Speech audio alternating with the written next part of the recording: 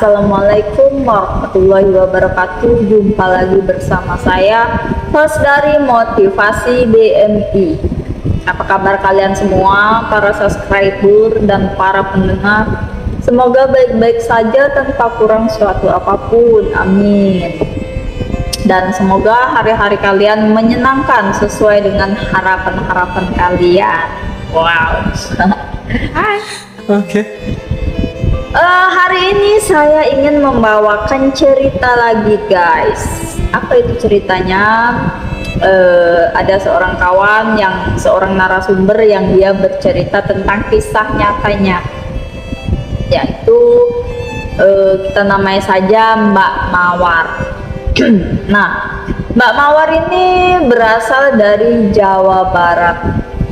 Jangan kita sebutkan tempatnya, berasal dari Jawa Barat. Dan Mbak Mawar ini berasal dari keluarga yang cukup mapan, dalam artian menengah ke atas, guys, bukan menengah ke bawah seperti saya.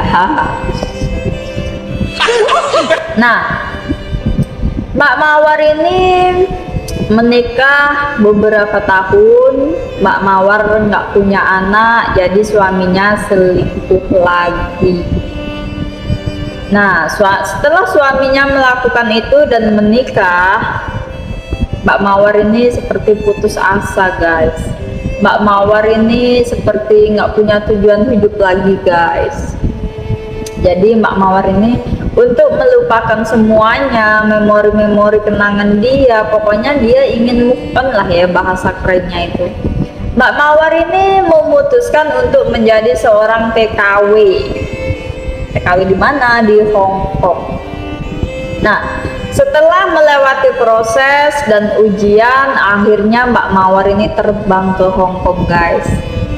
Mbak Mawar terbang ke Hong Kong dengan harapan dia pulang membawa keberhasilan dan kesuksesan dan hidup yang lebih baik lagi pastinya. Tapi ternyata Mbak Mawar ini justru mendapat kendala, karena yang dia alami di Hong Kong tidak sesuai dengan harapan-harapan Mbak Mawar ini. Bagaimana kisahnya, mengapa bisa begitu? Mari kita simak ceritanya dan jangan di skip, oke? Ya. Nah, setelah Mbak Mawar terbang ke Hong Kong, ternyata majikannya kurang baik. Kurang baiknya gimana? Mbak Mawar itu nggak pernah dikasih makan, itu nggak pernah dikasih libur, juga nggak pernah dikasih keluar rumah. Mbak Mawar ini 24 jam di dalam rumah, nggak boleh buang sampah pun nggak boleh. Buang sampah itu majikan cowok, dan majikan ceweknya ini dia jadi orang itu sangat suka-suka dia. Kenapa? Karena ketika dia pulang, kadang ibaratnya jam 2 malam, jam 3 malam, Mbak Mawar ini disuruh bikinin makanan buat dia. Ini kan sangat merepotkan, guys. Kasihan Mbak Mawarnya, padahal dia merawat anak kecil, merawat anak bayi, tapi dia nggak dikasih hak-hak dia. Makan aja jarang, jadi setiap hari cuma makan mie, itu pun kalau ada persediaan mie. Kalau nggak ada mie, nah bisa puasa tuh Mbak Mawarnya, ya kan? Kasihan.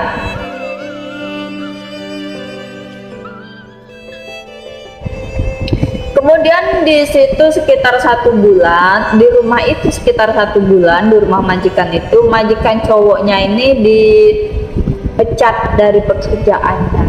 Jadi majikan cowok ini nggak kerja lagi. Jadi majikan cowok itu pengangguran di rumah, guys. Jadi yang kerja hanya majikan cewek. Majikan cewek ini berangkat pagi, berangkat jam 7 dan pulang malam jam 8, jam 9 malam itu baru pulang. Nah, kemudian cobaan Mbak Mawar ini tidak sampai di situ saja.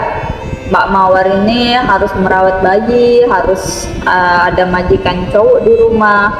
Karena Mbak Mawar ini nggak bisa keluar, jadi Mbak Mawar ini seperti kekurangan makanan. Yang dulu sebelum terbang, berat badan Mbak Mawar ini 55, sekarang hanya tinggal 45. Kurus sekali ya, padahal Mbak Mawarnya ini cukup tinggi badannya, guys. Nah, kemudian Mbak Mawar berusaha bertahan di situ guys, berusaha bertahan dengan berharap suatu hari nanti majikannya bakal berubah, tapi ternyata enggak ada perubahan sampai beberapa bulan. Justru Mbak Mawar semakin dibuat merasa terbebani dengan majikan cowoknya ini, karena majikan cowoknya ini selalu seperti mengintai. Kadang kalau pas kan majikan tahu di mana yang nggak ada kamera, kalau Mbak Mawar sedang di situ, majikannya ini sering nyentuh-nyentuh bagian tubuh Mbak Mawar, sering godang-godain Mbak Mawar kayak gitu loh guys, sering nempel-nempelin anunya ke badan Mbak Mawar. Jadi Mbak Mawarnya tuh lama-lama risih. Bahkan pernah suatu hari Mbak Mawarnya ini dimintai terus terang untuk untuk melayani hawa nafsunya guys, tapi Mbak Mawar bersikeras nggak mau. Kata majikannya, bukankah setiap TKW itu seperti ini? Karena majikannya itu belum pernah ambil asisten rumah tangga guys, baru pertama kali ya Mbak Mawar ini. Nah, majikannya bilang, kenapa kamu nggak mau, toh juga semuanya kayak gitu katanya. Salah besar, nggak kayak gitu.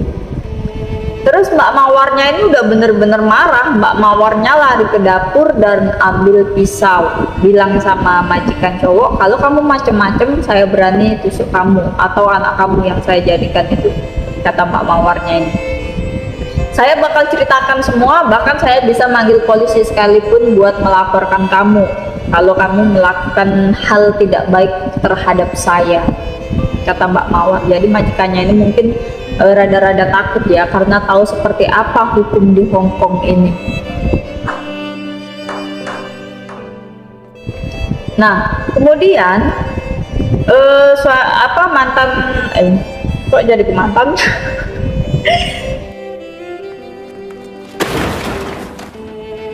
kemudian majikan cowoknya ini pergi begitu saja tanpa menghiraukan Mbak Mawar. Kemudian Mbak Mawar di situ gemes ya, greget gitu. Mbak Mawar telepon agent. Pertama agent kayak membela majikan gitulah ya, karena agent nggak tahu apa yang sebenarnya terjadi. Mbak Mawar sudah menceritakan semuanya, tapi agent seperti membela majikan. Kemudian Mbak Mawar mengancam si agent, kalau memang kamu nggak mau ngurus, saya bakal laporkan ke polisi, ke KJRI, ke labor, kata Mbak Mawar tadi. Kemudian di situ mungkin agentnya merasa takut ya, karena agent juga tahu seperti apa hukum di Hong Kong ini, sangat disiplin guys. Nah, kemudian agent bicara dengan majikan, ya diurus sama agent mau bertanggung jawab. Alhamdulillahnya, mungkin karena agent juga takut diancam ya guys, karena ini sudah bener-bener nggak manusiawi ya. Kita walaupun ART kita punya hak di sini, bukan nggak ada peraturan. Nah, kemudian si Mbak Mawar ini dipulangkan ke Indonesia. Alhamdulillah sudah diurus dan hak-haknya diberikan semuanya sama majikan ceweknya ini. Jadi Mbak Mawar ini pulang. Itulah guys, terkadang harapan-harapan kita itu nggak sesuai dengan kenyataan yang kita alami. Jadi kalau apa-apa sebaiknya tetap ke diri kita, bismillah, semoga mendapat hasil yang baik, karena nggak semuanya. Dan percaya saja ketika sesuatu itu nggak sesuai dengan harapan kita, itu artinya Allah sedang menguji kesabaran kita, dan mungkin ada rahasia besar yang Allah sembunyikan, ya kan? Biasanya seperti itu ya. Ketika kita merasa kecewa, ketika kita merasakan sakit, kita harus ikhlas, karena kita nggak tahu di belakang sana ada sesuatu besar, rencana Tuhan yang lebih indah dari harapan-harapan kita.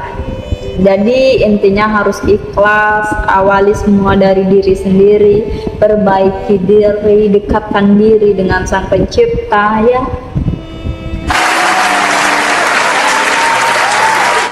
Baiklah, cukup di sini saja cerita saya kali ini. Semoga dapat kita petik pelajarannya dari sini. Dan apabila ada salah kata, saya mohon maaf. Wabillahi taufiq wal hidayah. Wassalamualaikum warahmatullahi wabarakatuh. Bye bye.